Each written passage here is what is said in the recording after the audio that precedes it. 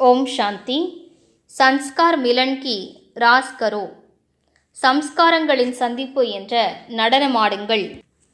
बाप दादा बच्चों को विश्व महाराजन बनाने की पढ़ाई पढ़ाते हैं। பாப் தாதா குழந்தைகளுக்கு உலக மகாராஜாவாக ஆக்கக்கூடிய படிப்பினை கற்பிக்கின்றார்। विश्व महाराजन बनने वाले सर्व के स्नेही होंगे। உலக மகாராஜாவாக ஆகக்கூடியவர் அனைவருக்கும் அன்பானவராக இருப்பார்।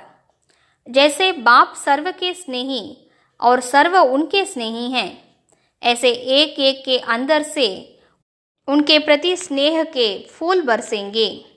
எவ்வாறு தந்தை அனைவருக்கும் பிரியமானவராகவும் மற்றும் அனைவரும் தந்தைக்கு பிரியமானவராகவும் இருக்கிறார்கள், அதுபோன்று ஒவ்வொருவருடைய மனதிலிருந்தும் அப்படிப்பட்ட ஆத்மாவிற்காக அன்பின் மலர்கள் பொழியும்।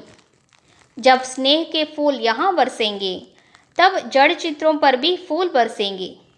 எப்போது இங்கே அன்பின் மலர்கள் பொழியுமோ அப்போதுதான் ஜடமான சிலைகளின் மீதும் மலர்கள் பொழியும்।